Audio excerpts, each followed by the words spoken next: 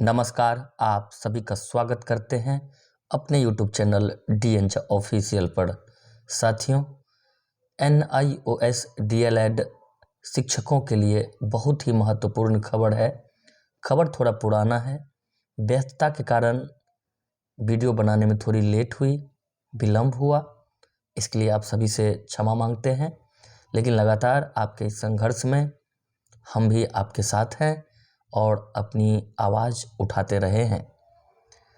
तो आज जो ये आप खबर देख रहे हैं, ये विभिन्न समाचार पत्रों में शिक्षा विभाग, प्राथमिक शिक्षा निदेशालय के द्वारा ये सूचना प्रकाशित की गई है। सूचना से आप सभी अवगत है कि BPSC TRE 1 में जो पूरक परिणाम दिया गया था, परिणाम में NIOS DLED अभ्यर्थियों का रोल नंबर भी दिख रहा था, उनका भी रिजल्ट आया था। लेकिन इसी बीच माननीय सर्वोच्च न्यायालय का एक जजमेंट आया, जिसे समझने में विभाग के द्वारा प्रारंभ में तो बिल्कुल BPSC के चेयरमैन ने सही समझा था जजमेंट को, लेकिन बाद में कारण चाहे जो हो, अभ्यर्थियों के रिजल्ट के बाद उनकी काउंसलिंग पर रोक लगा दी गई थी। अब सुप्रीम कोर्ट से जजमेंट आने के बाद और पटना हाई कोर्ट में भी मामला चल रहा था। इसी सिलसिले में विभाग ने उन अभ्यर्थियों को एक बार पुनः काउंसलिंग के लिए बुलाया है, अर्थात TRE 1 में जो सप्लीमेंट्री रिजल्ट में NIOS से DLED डिप्लोमाधारी शिक्षक थे, उनकी काउंसलिंग होने जा रही है। इसके संबंध में महत्वपूर्ण दिशा निर्देश दिए गए हैं। पॉइंट आप समझ सकते हैं या समझ भी गए होंगे कि बिहार लोक सेवा आयोग द्वारा निर्गत एडमिट कार्ड आपको ले जाना है। लोक सेवा आयोग 14/12/23 को जिला आवंटन की जो सूची जारी की थी, उसमें भी आपका नाम कहाँ है वो पेज भी आपको ले जाना है। NIOS द्वारा निर्गत 18 माह का DLED प्रशिक्षण प्रमाण पत्र, हालांकि आप सभी जानते हैं कि प्रमाण पत्र 2 वर्षीय हैं, दोनों वर्ष का सभी विषयों का उसमें अलग अलग मार्क्स दिए गए हैं, सारी चीज़ दर्शाया गया है। लेकिन फिर भी 18 माह का ही सही ये प्रमाण पत्र आपको वहाँ प्रस्तुत करना है। बिहार लोक सेवा आयोग के पोर्टल से डाउनलोड की गई, अब जो बिल्कुल होता आया है, डाउनलोड की गई जो आधार कार्ड, अन्य शैक्षणिक जो शैक्षणिक प्रमाण पत्र है, वो भी आपको ले जाना है। आरक्षण से संबंधित दावा, और मैं जो समझाने जा रहा हूँ, जो आपके बीच कन्फ्यूजन मैंने देखा है, कई यूट्यूबर भ्रम फैला रहे हैं पॉइंट नंबर 6 के विषय में। इसको समझते हैं। 18 माह का DLED प्रशिक्षण प्राप्त करने के समय NCTE के दिशा निर्देश के अनुसार सेवा में होने संबंधित प्रमाण पत्र, दिनांक 10/8/2017 को सेवा में रहने संबंधित विद्यालय प्रधान का प्रमाण पत्र, ये जो प्रमाण पत्र मांगा जा रहा है, ये आज आपको बनवा कर नहीं देना है।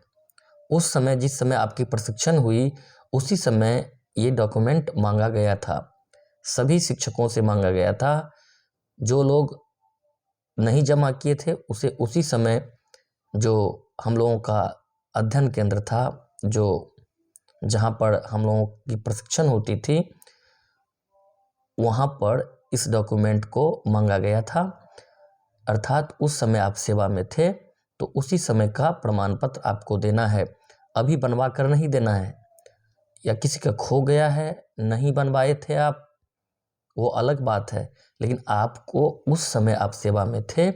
और कुछ लोग ये भी भ्रम फैला रहे हैं कि 2 वर्ष का अनुभव प्रमाण पत्र, ये भी बाध्यता नहीं है। 10/8/2017 से पहले या 10/8/2017 को उस समय में भी आप सेवा में थे, तो उस समय का प्रमाण पत्र आपने जो प्रशिक्षण ग्रहण करते समय दिया होगा, वही प्रमाण पत्र आपको देना है। आपको नया प्रमाण पत्र नहीं बनवाना है। अगर आपके पास नहीं है, उस स्थिति में आप नया प्रमाण पत्र बनवा सकते हैं।